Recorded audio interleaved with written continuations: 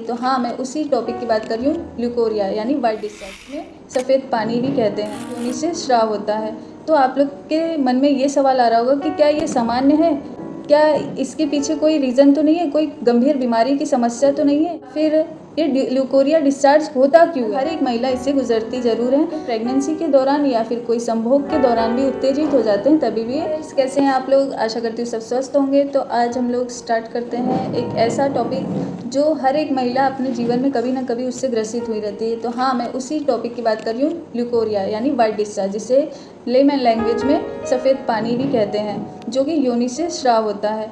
तो आप लोग के मन में ये सवाल आ रहा होगा कि क्या ये सामान्य है, क्या इसके पीछे कोई रीज़न तो नहीं है, कोई गंभीर बीमारी की समस्या तो नहीं है, या फिर ये ल्यूकोरिया डिस्चार्ज होता क्यों है?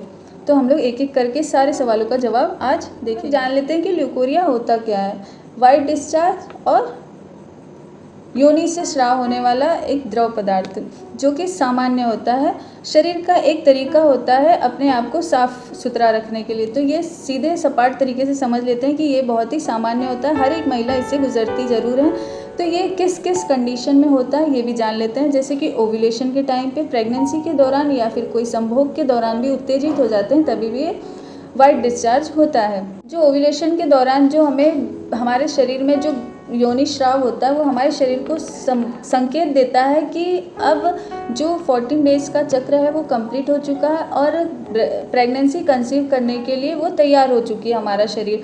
और होता है प्रेगनेंसी के दौरान जो मतलब कि स्राव होता है वो बहुत ही कॉमन होता है और उसमें बढ़ोतरी हो जाती है, जो कि बहुत ही सामान्य होता है। और फिर संभोग के समय जो उत्तेजना होती है, उत्तेजना के दौरान जो योनि से स्राव होता है, जिससे हमारी योनि जो होती है वो स्नेहित हो जाती है। तो ये सारे कंडीशन एक तरीके से सामान्य होते हैं, लेकिन क्या हमें सतर्क भी रहना चाहिए, किस कंडीशन में हमें सतर्क रहना चाहिए वो भी जान लेते हैं।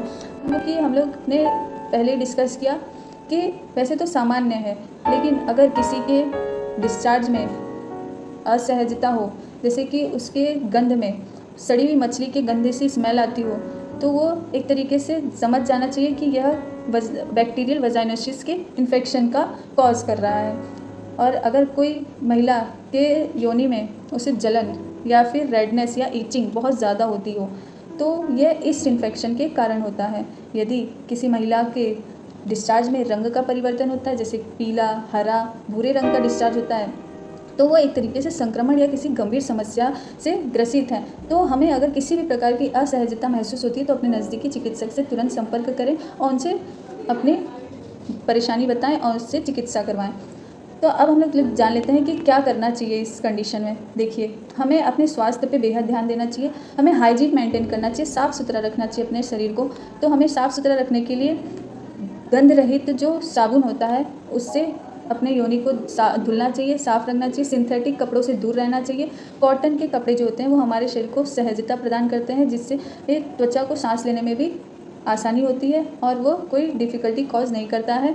फिर हमें अपने स्वास्थ्य पे डाइट का बेहद ध्यान देना चाहिए, क्योंकि डाइट बहुत ही इंपॉर्टेंट रोल प्ले करता है। पानी अधिक से अधिक पीना चाहिए, खाना अच्छा खाना चाहिए, जिससे क्या होता है हमारा स्वस्थ शरीर किसी भी बीमारी या किसी भी संक्रमण के चपेट में नहीं आता है।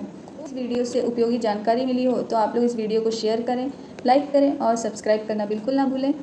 तो मिलते हैं अगले वीडियो में। Thank you.